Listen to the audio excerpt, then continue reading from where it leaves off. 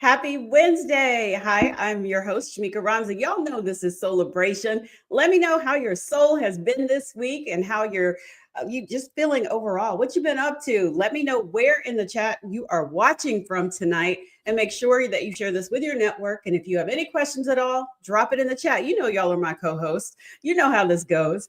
So February is Heart Health Month. And so we're going to continue to shine a light on one of the most pressing health issues affecting Black women, heart disease. According to the American Heart Association, approximately 60% of Black women over the age of 20 are living with cardiovascular disease and high blood pressure. It's crucial to understand the risks, recognize the symptoms, and take action before it's too late. So, tonight we're going to talk about the importance of heart health awareness, have some practical tips for improving your cardiovascular well being, and how to advocate for yourself and your community when it comes to heart disease. So you want to make sure you share this so others can learn how to prioritize their heart health in everyday life and take actionable steps toward a longer, healthier life. Oh, I see you, Gastonia, checking in. Asheville, welcome, welcome. Come on in, y'all. Come on in. So let me introduce you to tonight's guest. Y'all, if y'all are like on TikTok like I am, I'm on there late at night.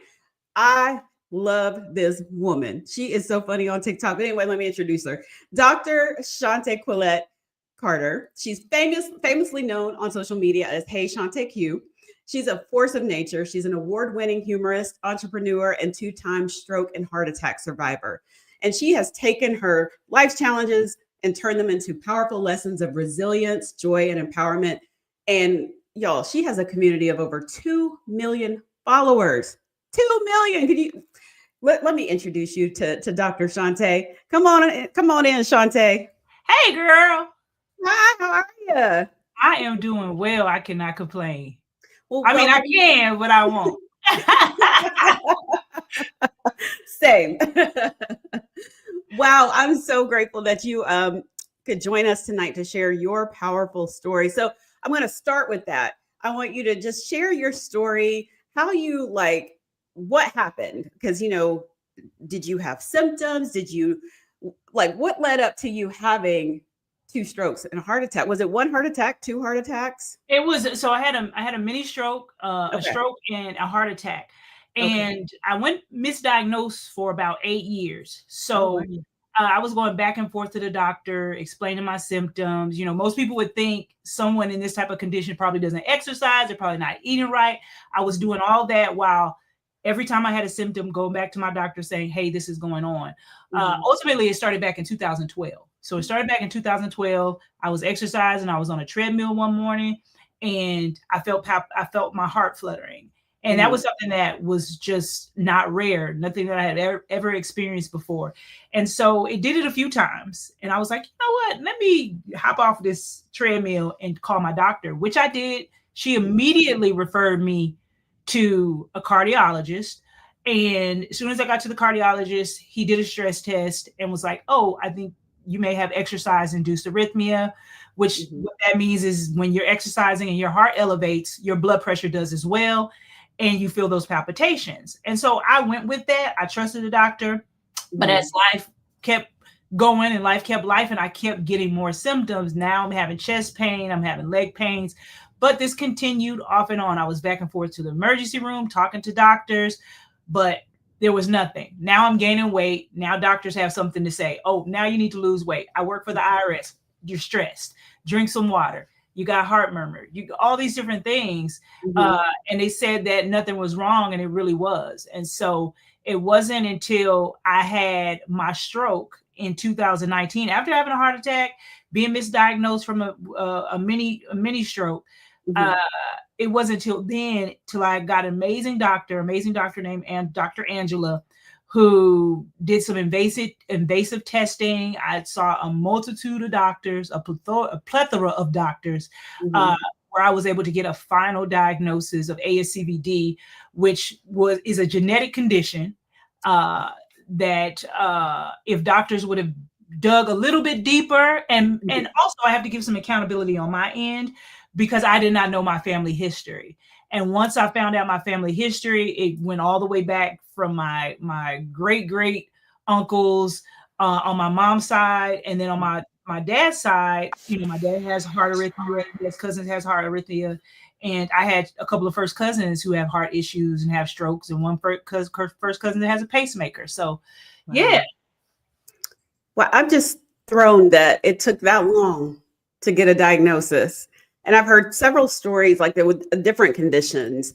How old were you? I'm being nosy now, because I thought I read something where you were in your 30s. So I was in my 30s. So it started around 32, and I had my stroke at 39. So I had my heart attack at 39 and my stroke at 40, right before I turned 40. Okay.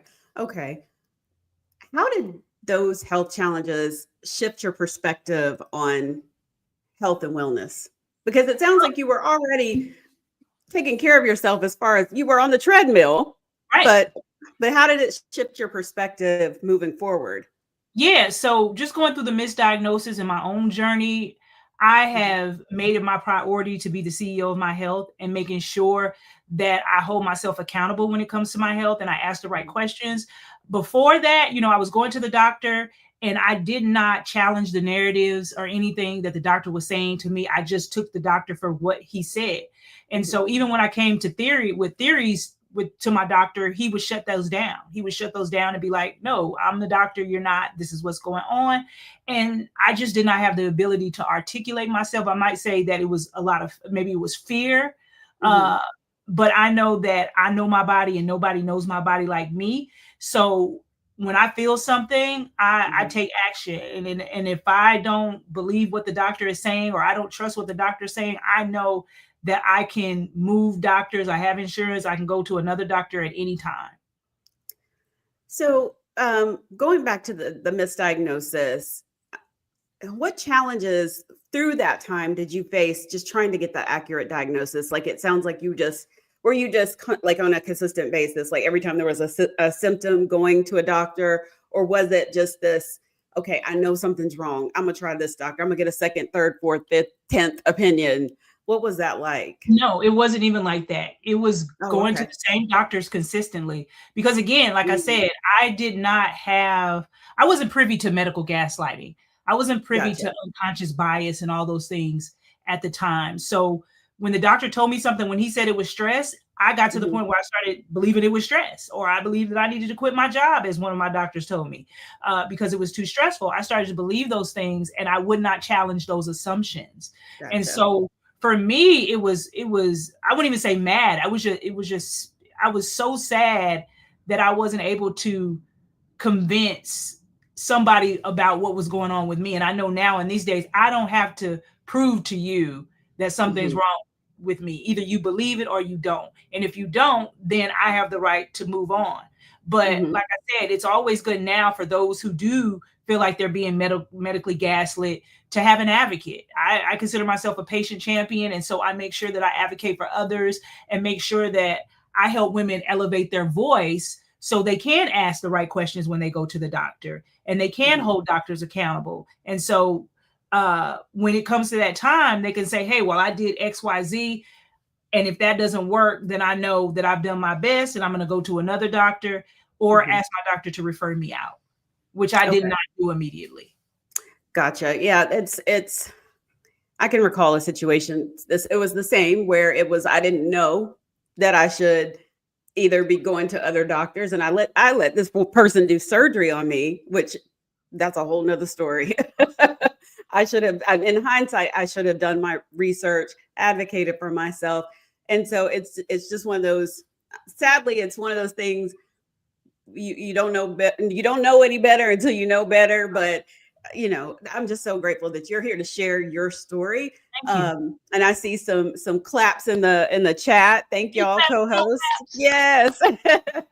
Make sure you co-host, if you have any questions, make sure you drop them there.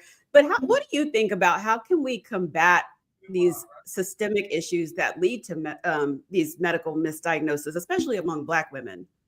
Yeah. So here's the thing, there are disparities and there are challenges. And so we have to break through those disparities. Like, one thing is getting more doctors, especially Black doctors, that can culturally understand us. Most Black doctors, they, either they go right to PCP, or they're in other specialized fields that maybe we may not encounter it in our lifetime. But I think with advocacy and having these type of conversations and being open with these conversations, we can get somewhere. Like I said, I've been working on just diversity in clinical trials, making sure that Black women have those access, they have the access, and they know that they're available, because most of those clinical trials and most of the research are done on white men. And if there is issues with how testing is being administered, then there's going to be testing and medication, right? And so we want to make sure that we know what's going on with our body and why it's going on with our body, not even just as a Black woman, just as a woman, period, versus a man, so we can get through those barriers and make sure that the research that we do helps the future. So how do you, speaking of clinical trials, how do you convince Black women that it's okay to take part in these clinical trials? Because there's a lot of mistrust, A lot of especially trauma, with a lot of doctors. trauma. Yeah. There is a lot of trauma, and that really starts with the pharmaceutical companies who administer these clinical trials, because it takes years to build trust and seconds to lose it, right? So pharmaceutical companies really need to work on building trust and be boots on the ground and come into these communities and be part of the communities that they want to serve. There is a lot of trust and trauma behind clinical trials. We can go all the way back to Tuskegee in the 1930s, and we see what the Department of Public Health did. And so we want to make sure that we break those stigmas and really help people understand. But in order to do that, me as patients like me, patients who have actually experienced clinical trials. I have a friend, she's no longer here with us, but she was in the she had metastatic breast cancer, and some of the clinical trials that she was part of, they enhanced the quality of her life and they helped her live an extra 5 or 6 years. And so we have to express that. A lot of times, I think about 40% of women, Black women, don't even know that the clinical trials exist. So we have to make sure that our doctors are educated. Our doctors talk about it. So when we're in the office, they can say, hey, well, maybe you'll be eligible for this clinical trial, and maybe you can, take a webinar. Maybe there's this patient advocate that can come in and talk to you that's actually experienced this clinical trial. It really comes to having people that look like you, that have the same shared experiences, to be able to convey that type of dialogue and to help with the mistrust that our community has. Okay. Yeah, absolutely. I do see some co-signing to that in the chat as well. I want to go back to when you were going through the consistent misdiagnosis for that span of years. What did it do to your mental health? Oh, so it spirals, right? Because one issue affects another. Yeah. So this not only affected me directly, but it affected my entire family, my children, my husband, my job. So you have somebody telling you there's nothing wrong with you, right? And so I have to go to work. I'm missing work. And I got to tell my job that something's wrong with me, but I got a doctor over here saying there's nothing wrong. So now my job's in jeopardy. Now, even my family. I remember when I had my heart attack, the doctor came in my room around, I had maybe about 10 people in the room with me, and basically was like, there's nothing wrong with her. I told her she wouldn't have these issues unless she lost weight, she quit her job, there's no damage to her heart, this is all because of stress, right? And so now you have your family looking like, well, you are doing too much, you need to sit down somewhere. And so you have all these things that you're going through, and it's hard to convey. It was like I said, it wasn't even anger, it was just like a deep sadness that I had, because I almost thought that I was going crazy, because basically that's the next thing they want to say. It's like, okay, well, you need to put a straitjacket on because something's wrong with you, right? And so it's heartbreaking. It's heartbreaking that women go through that every single day. Women and men, not even just women, men are medically gaslit too. And so it wasn't until after my stroke, when I was able to get therapy, get a psychologist and a psychiatrist to kind of help me navigate through those things. Because it's like, listen, it's kind of like, I don't know if you ever seen that meme in regards to medical gaslighting, where there's a tombstone, and on the tombstone it reads, I told you something was wrong. Oh, I haven't seen that one. Wow, that's Yeah. powerful. So yeah, so it's like one of those situations like y'all are going to um basically kill me. And and just to go back, my family had our own experience with medical gaslighting with my brother, who my mom took him to the hospital 5 times in 3 days. He died the fifth time due to medical gaslighting. So there's already trauma there, you Hmm. know. So, it's like I said, it's just something that we have to have boots on the ground, people who don't look like us Yeah. advocate for us, but also have those hard conversations in your Hmm. household when it comes to health and wellness. Because, like I said, my dad had health conditions, my mom had health conditions. My mom came in when I had my heart attack and was like, when the doctor was like, "Hey, does anybody in your family have this?" And I was like, "No." And my mom was like, "Well, I did have a mild heart attack." And we're like, "What, lady? Like, what are you even talking about?" Like, and Yeah. so now the doctor's like, "Well, you didn't know that." And I feel like that information was vital, could have been Hmm. very vital to the doctor. Even though he was dismissing me, he could have been like, "Well, she's got heart issues in her immediate family. Let's just go ahead and put her on some medication and just Hmm. watch this a little closely." But I was basically saying, "There's nothing wrong with me. I'm Hmm. healthy. I don't know what's going on. I know I'm having problems, but nobody in my family has these issues. It's only me, right?" Right. So, yeah. Yeah. Wow. Well, my condolences about your brother. Thank you. I'm so sorry. It just makes me think about how when we have the conversation about therapy, and usually in our culture, we tend to say, you shouldn't be talking to somebody. You keep this in the house. Don't Right. tell our business, or you tell Mhm. God, that's it. And it's the same, I think, now as I'm learning with medical stuff, because they don't want to bother you. They don't want you No to one know. They bother don't you. want you Nobody to wants you to worry. be. Mhm. Yeah. So it sounds like it's important to share with your family, what's going on. Yeah, Yeah. it's breaking a cycle. It is breaking a Mhm. cycle. When we talk about breaking uh those cycles in our family, Yeah. those are one of them. That's one of Mhm. them, right? I think it's so important to have those conversations because it helps future generations, like, and even prepares them to talk to the doctor. Like, even my daughter, she has high blood pressure, and they were telling her she was too young and that it was this issue. But I was like, no, you have 3 generations, 4 or 5 Yeah. generations of people who have heart issues. You need to be on this medication and they need to look at you a little bit closer. And she was able Mhm. to convey that. And she has been on her blood pressure medicine for 2 years now. Wow. I'm just curious, co-hosts in the chat, have any of you dealt with medical gaslighting before? I know one person has. I see her. I saw her on Tamron Hall, so I know she has. um, so after going through everything, your mental health took a toll. You've got a therapist and everything. How did you still, after all of that, gather the strength to continue to rebuild your life? Physically, mentally, and get out here and still be able to make funny TikToks we can all relate to. Yeah. So here's the thing. For me, when you have to face your own mortality, it Mhm. changes you. It changes you. It pulls you up by the lapels. And so even watching my mom with my brother passing away and how she handled that situation, Mhm. uh we didn't, not saying this is a good thing, but she still raised us. She did not allow that grieving to affect how she operated in life. And she had a solution. She said, "Hey, if this is what happened, this is how we're going to handle it. We can't reverse it, right?" I couldn't Mhm. reverse my stroke. I couldn't reverse my heart attack. I could only move forward from that and create a solution around it. And so at that time, I was dealing with losing, having to retire from my job, all these things, because you can't prepare for it. It happened. I went to Right. work one day and it happened, and I never went back to work.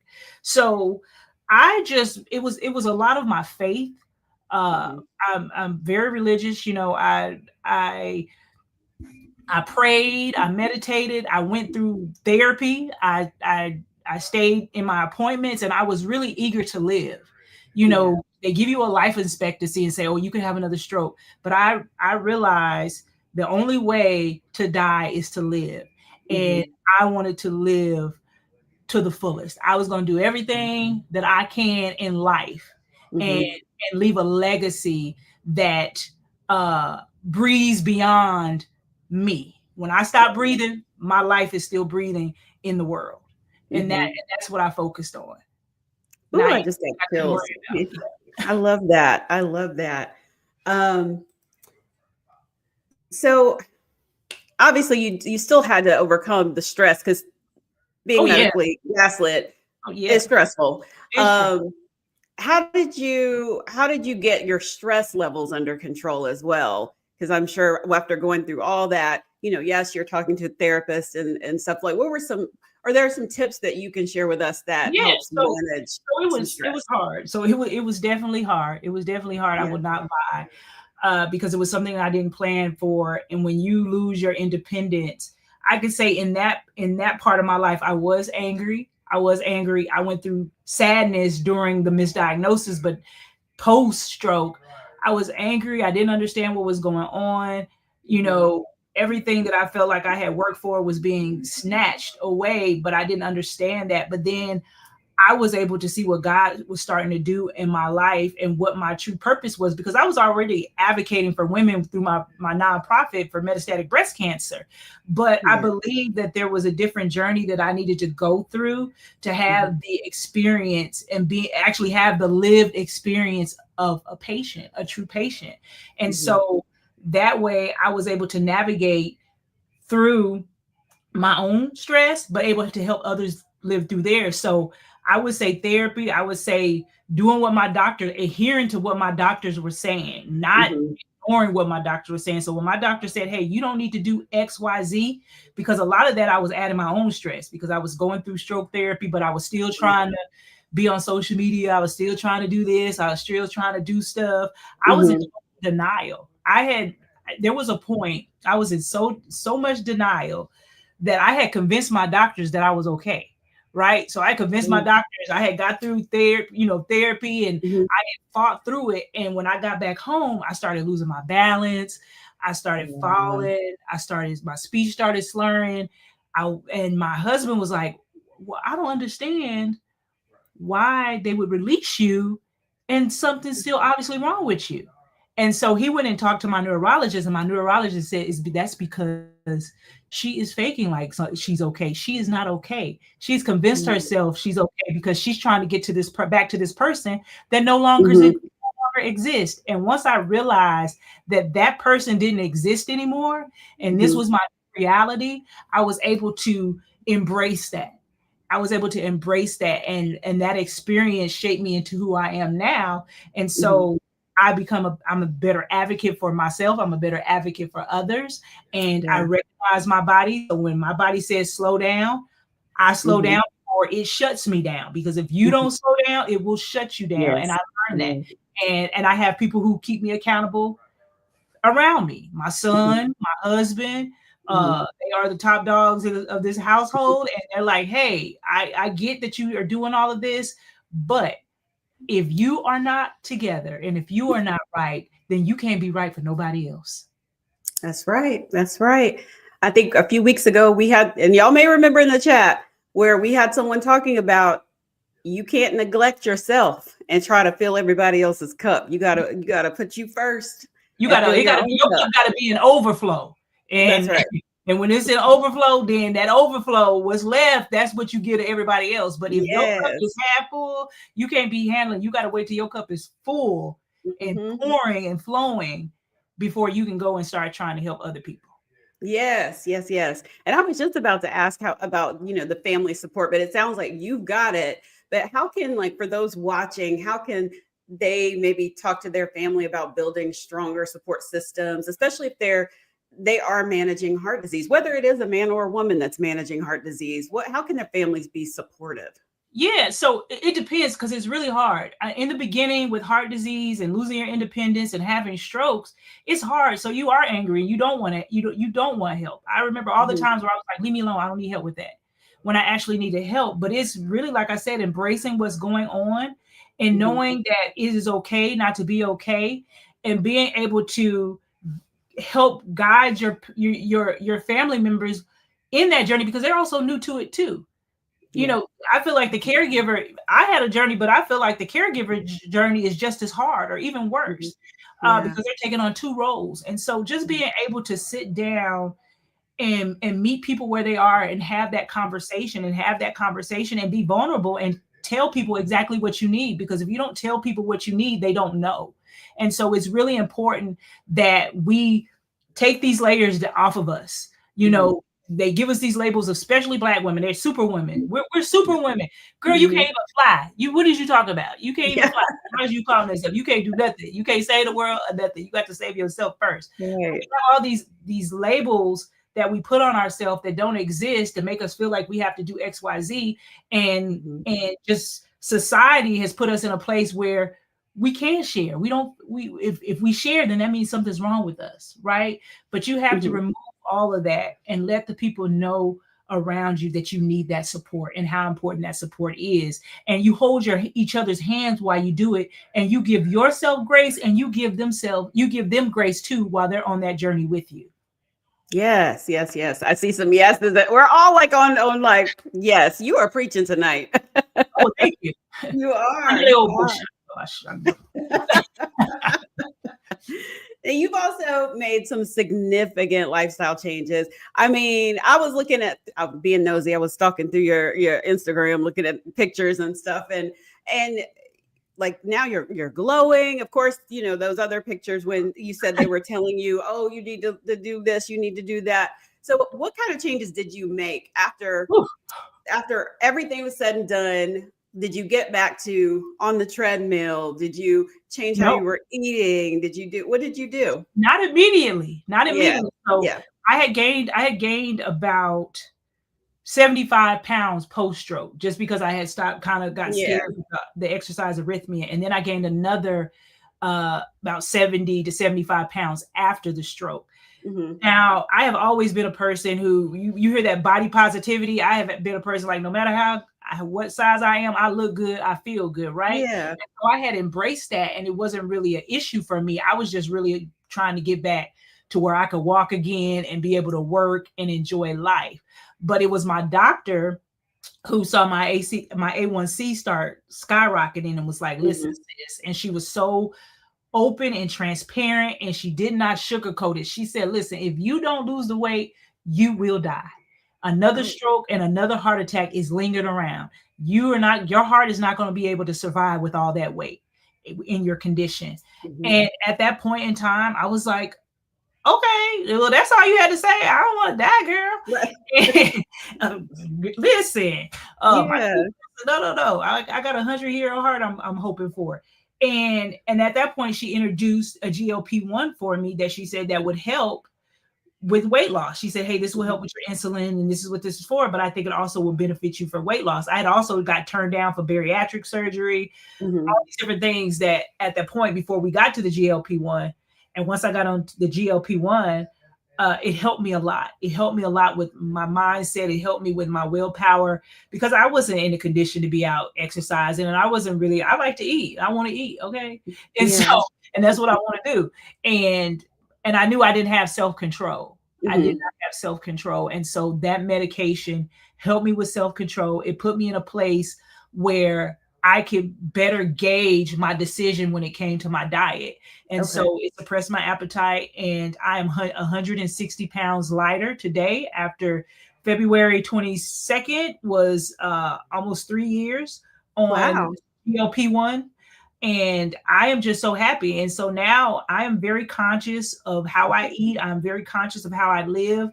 I set strong boundaries. I do Mhm. enjoy myself. So if there is something that I want to eat, then I make room for it in moderation, Mhm. but I hold myself accountable, and I have learned to give myself more grace, because in this condition it's hard to give yourself grace. And so Yeah. any little inconsistency in health, you're like, okay, let me go to the doctor, let me freak out, is this a headache because I'm having this, or Mhm. all these different things. But what was really important to me was not my size and what I look like physically. It was Mhm. just that my body was able to thrive, and it was healthy, and I'm enhancing the quality of my life by doing so, because I Mhm. am someone who wants to live. I don't know what my expiration date is, but I hope it is, if I have any control of it, I want to make sure that I'm doing all the right things to do so. Yeah, wow. So, and we've had conversations on here about the GLP-1. Um, route, because even on social media I see people judging about that, but they Absolutely. also forget that there are people that actually need it for their A1C as well. So is your A1C back to normal, or It is is it so still? good that they don't want me to be on the drug anymore. It is so good. Like, they're so good. So my doctor has been like going back and forth because he's like, technically she has type 2 diabetes, but they're like, your A1C has been amazing for the past 2 years. The drug also has other benefits when it comes to heart health, which my doctor Yeah. believes is beneficial for me to stay on it. But I am also working, I'm in a place now without the drug that I can thrive. And Okay. I'm in Yeah. control of in control of my health. Oh, that's good. That's good. Um, Now, self care. We talked a little bit about that a few minutes ago, but how can Black women? I'm gonna throw men in here too, because y'all need to prioritize self care too. And when you're I can't talk, juggling multiple responsibilities like family, work, or whatever it is, what advice do you have for them on how can they make sure that they do, like, what can they do to make sure they are filling that cup that we were just talking about, or Yeah, making it overflow? absolutely, absolutely. So we have to know first that self-care, we have to get away from the commercialized notion of what self-care is. And most people think because I'm getting my nails done, I'm getting my hair done, that is going to suffice. That is not going to suffice. That is what I consider pampering. I don't consider self-care. I consider that pampering. Self-care is really setting healthy boundaries for yourself and holding yourself accountable when it comes to Mhm, your daily lives. And so realizing that you have to put things aside and you can't do everything, because if you're doing everything, mhm. something is being left undone, and in most cases is going to be you. And Yeah. so you have to be proactive in setting a dedicated time for yourself each day to self care. And that's whether you are sitting and you're meditating, you are taking a walk, you Mhm, are self care is eating right, self care is exercising, self care is rest, which mhm, self care is not optional, it is a requirement. Self care is not a reward, it is a requirement.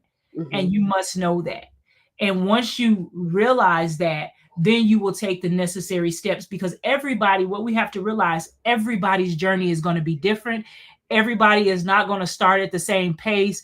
Everybody may start and stop, and we give ourselves that grace. But know that the better you pour in your body, the more your body will pour into you.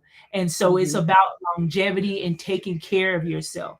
And so you have to think how important that is to you. And once you realize how important that is to you, nobody will have to convince you to do it.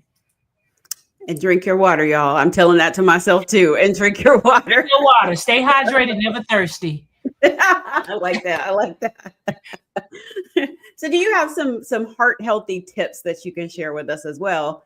Because I think sometimes we tend to forget that we need to take care of our heart, so that we should be Yeah. doing certain things to take care of it. So do you have any tips you can share with us? Yeah, I would say for everybody, no matter what stage you are in life, just make sure that you know your numbers. That's Mhm. important. Know where you stand, know where your body stands. Yeah. And make sure you're eating right. I always say lean protein and a lot of veggies. Anything that is high on the glycemic index, try to stay away from it. I am guilty of that because I thought green grapes was an entire vibe, and my doctor was like, "Girl, you might as well be eating a bowl of sugar."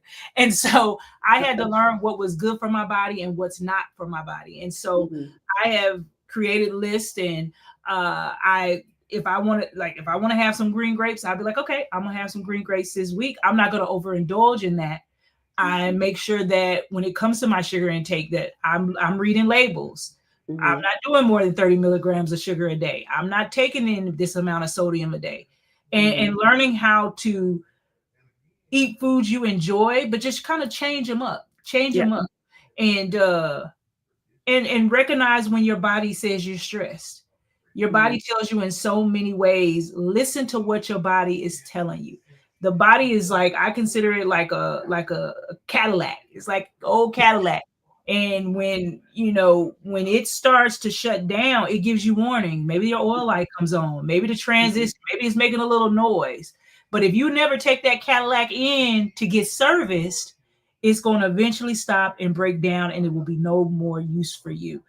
About 80% of heart disease conditions are preventable through healthy lifestyle and exercise. And so that's what we need to keep in mind. And like I said, everybody's journey is different. It's just how you start. If you do it small steps, I say this, small steps lead to bigger goals. Keep that in mind. Don't pressure yourself, because a lot of times we hear people be like, you got to get up in the morning at 4:30 in the morning, and you got to walk around here, and you got to walk up the mountain, and if you don't do that, you don't eat this.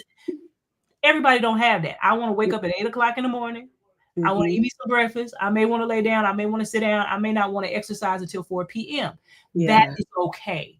And when we recognize that there's not a one size fits all situation to self-care and health, just that you have to do it, then you'll be in a better place. But once you start hearing all that other stuff, you be like, I can't make it past 5 days. I ain't doing this. And you go back to your health, you go back to your lifestyle. But if you just start doing small things in moderation, you will get there. I like that advice, because, you hear your doctor says, oh, you need to be doing 150 minutes a week, blah, blah. And it's like, hush. I got but 10 minutes a day.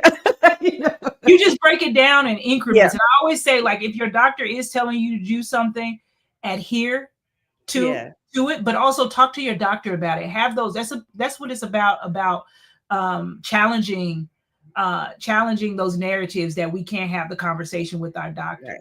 Talk to your doctor and say, hey, I'm having a hard time with this. What else do you suggest for someone in a situation who's having a hard time?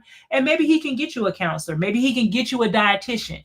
A lot of our insurance provides dietitians, nutritionists, absolutely free. Well, not free. You're paying for your insurance every month, but it is an option, and you paying for it. You need to use it. Yeah, just don't be like me and be like, I don't like this one. I don't like what she said. Go to the next one. I don't like that one. Don't be like me. Constructive criticism is also there. Yeah. Because you don't like it, don't mean it's not right. Okay. Right. Exactly. Exactly. So I'm curious though, what made you decide to be so vocal and share your story? Because some people would be like, I don't want anybody to know, but I love that you have been sharing your experience, and I'm glad you came on here to share. But you've shared a lot, even on social media. What made you decide to share it to the world? It wasn't really intentional. It was like I was kind of at the beginning, I was feeling a void. I was like, it was kind of, the social media was an outlet for me, but then also having a nonprofit where I was talking to women, very sick women, all the time, hearing their stories and seeing how open they were with their stories and sharing their stories, and how it was motivating other women to challenge their own assumptions when it came to health and wellness. And I started even being better and doing better. And so it was just, I knew that if I could help one person, that person could go out and help 1,000. And if they can help 1,000, then that person they share it could help 2,000. So it was more about me using my story to change lives and encouraging other women through this health process to be able to do better, to be able to ask the right questions, and want to live and have resilience, because chronic conditions it's hard. It's hard. We don't even start about when the doctor tells you that you have heart disease, or the doctor tells you have MS or anything, and they just send you on your way, and you don't even get the mental therapy to even be able to even take what he just told you in. You just got to go back to your home, take care of your family, and do all these things. And so for me, the best experience you can give people is life experience, your experience. And they are more prone to take what you say and use it for themselves, because they say, there is someone who looks like me. She gets it. I'm not the only one going through this. And that's what we want. We want to see people who look like us, who are going through the same thing, shared experiences, and we respect that, and not sugarcoating. I don't sugarcoat. I don't get on and like, well, you need to do this. Sometimes I'll be like, girl, if you don't get yourself together, you're gonna die. Okay. Like the doctor told me, if you don't get yourself together, you're not gonna get a second chance. If I was to have another stroke, I can't say that I will be fabulous. I can't say that I'll be able to to be in this place that I am today had I not had that doctor 5 years ago be like, listen, I'm not sure you're going to die.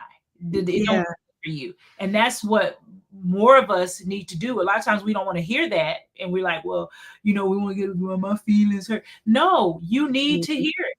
You need to hear it. It's important. If I want to see you live, I am going to treat you like I want to see you live. Yeah. Did y'all hear that in the chat? Did y'all hear that? Let me know. You have absolutely said, girl. We love you. That's what we love you. Yeah. Yes. So what would you say? And you kind of just answered it, but I want one more final thing to the woman or man that is feeling so overwhelmed by maybe what their doctor has told them about saying they have heart disease or whatever, and they are just feeling the low of the lows. What can you say to encourage them? It is okay. It is okay not to be okay. Okay? But it is never okay to stay in that place. We don't worry about things that we can't control, but we fix the things that we can't control. And I know how hard it is, and I know how difficult it may be, but this is your beginning. This is your beginning, and this is your legacy. God didn't take you out, so you still have room for opportunity and change. And be the change that you want to see in yourself.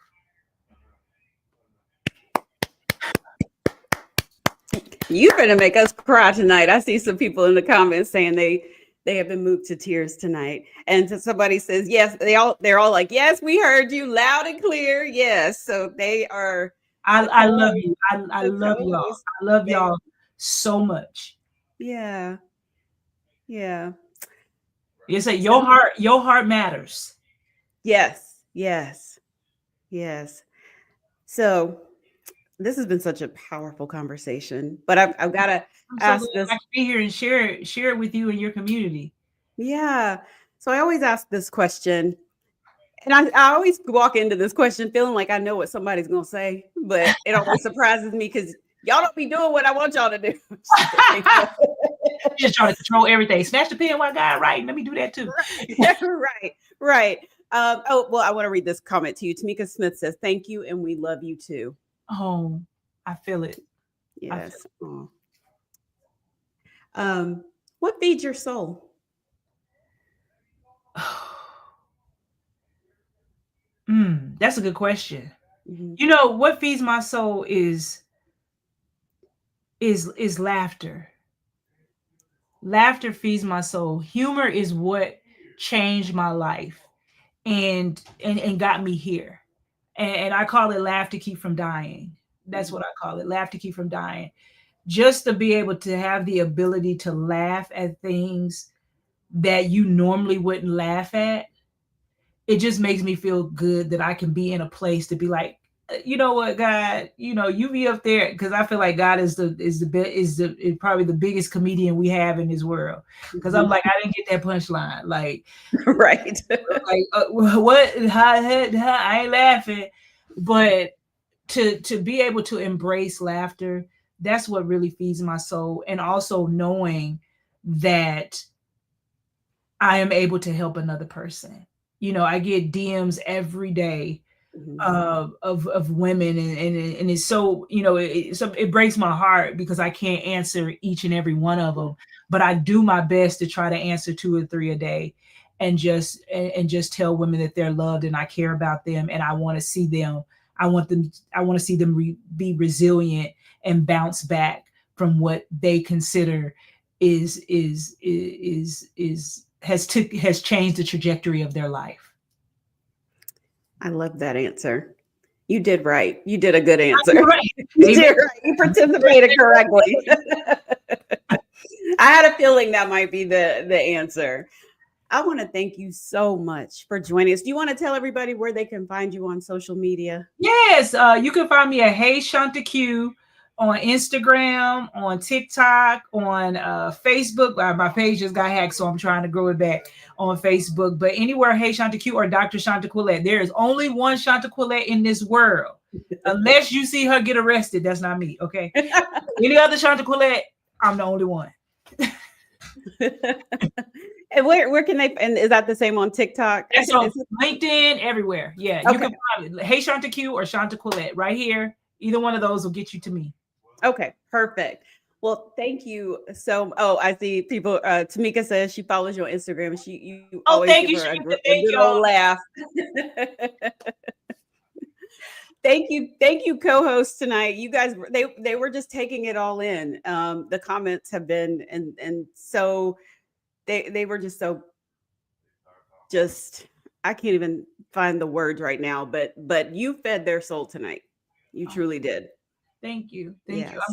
I'm glad I could do that, you know. And mine. Yeah. God puts us up, God keeps us, right? For a reason. Yeah. So we gotta do his work. Yes. So I want to thank you again for coming on here, sharing your story, giving us a kick in the tail so we can make sure we are taking care of our hearts and reminding us to put self-care first and all the things. So, and you know what? I'm going to invite you to come back because this was just so good and powerful. I will come back. I will come back. Look, my screen said, yes, we will come back. I think he's nodding with me. I think so.